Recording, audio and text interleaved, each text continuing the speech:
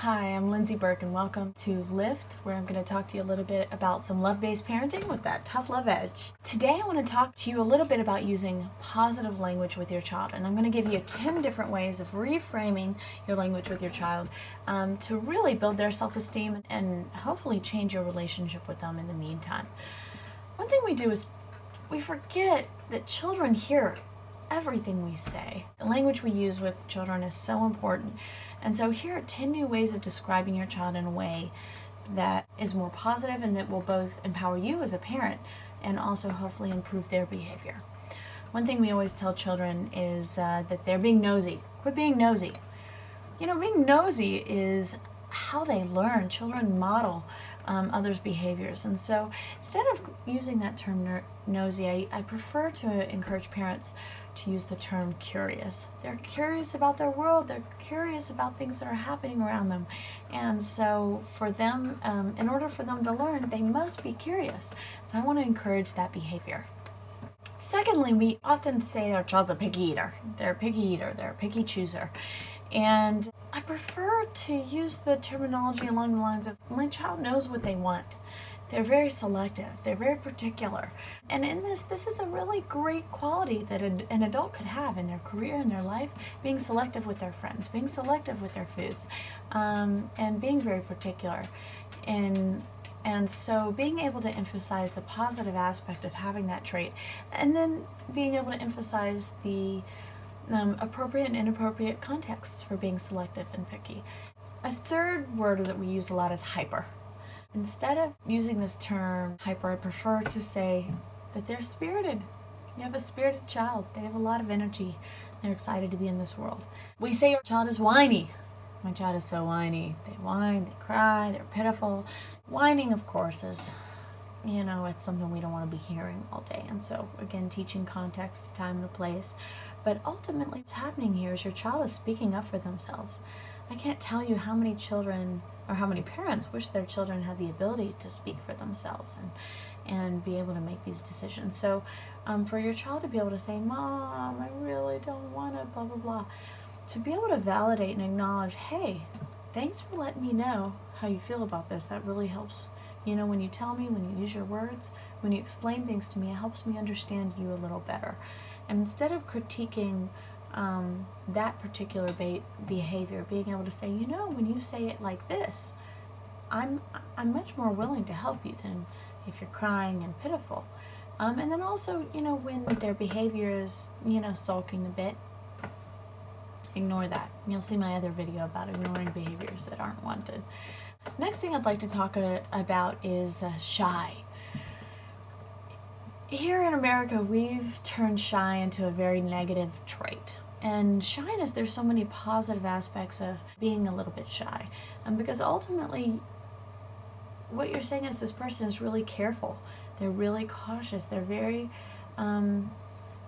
considerate and conscientious of others. They're very aware of their environment and aware of how they impact their environment and how their environment impacts them. And so being shy and being quiet, one or two different things, but also can have very many positive aspects. And really what your concern is not with their shyness, not with their outward performance. The concern would be more focused on their self-esteem and how they feel in those circumstances. But ultimately, being shy in and of itself is not necessarily a negative trait. Another one, wild. Instead of using wild, say your child's energetic. Again, they're spirited. They have a lot of energy. They have a lot of energy we wish we had. You want a wild child on the basketball court. You want a wild child in soccer. You want that child that has all that energy in some of these sports and activities. And so again, figure out how to redirect that energy in a positive way and it be a positive trait for them. Stubborn. We call everybody stubborn. We call our spouses stubborn. We call our kids stubborn. We call our bosses stubborn. Our coworkers stubborn. Stubborn, stubborn, stubborn. Stubborn is just a behavior that's opposite of what you were hoping for. Ultimately, if you think about the root of being stubborn, what that person is doing is they're standing up for themselves. That's a person who's tenacious. That's a person who has strong conviction. So if your child is stubborn, I want you to really turn that around and say, look, I understand that you're very convicted about this, and this means a lot to you, but We're still brushing our teeth at 8 o'clock and going to bed. But really respect and appreciate that conviction. Defiant. Oh, again, defiant goes right in with stubborn, because in order to be defiant, it means they're just doing what you don't want them to do. Being defiant takes courage, and I think it's really important for you to acknowledge the courage that it takes. And it takes a lot of, usually kids who are defiant are critical thinkers. They're the ones who feel like, hey, this isn't fair, or this isn't logical, or this doesn't make sense, or this isn't how I want to do things. These are children who are leaders and like to do things for themselves. All wonderful traits that you would hope that they would carry into adulthood. They would be leaders, they would be convicted, they would be courageous. They would stand up for themselves even when no one else will. And so there are ways of redirecting these behaviors so that your child is still manageable in the home and they're safe, but there are also ways to really celebrate these traits.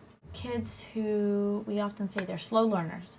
Slow learners really are kids who are what we call cautious. These are kids who are very deliberate about their actions.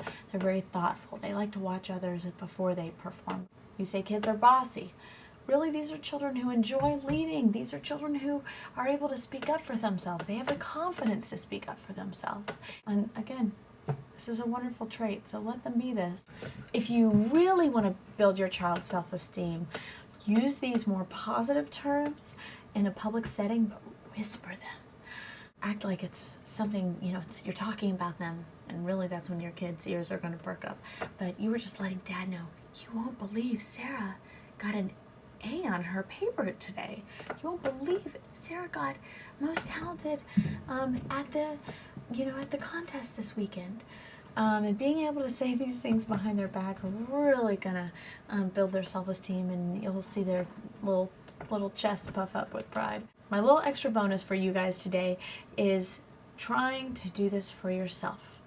Rephrasing these things that we say to ourselves all the time and turning them into a positive thing. Instead of saying, I'm a failure, give yourself a break. Say, I'm still learning.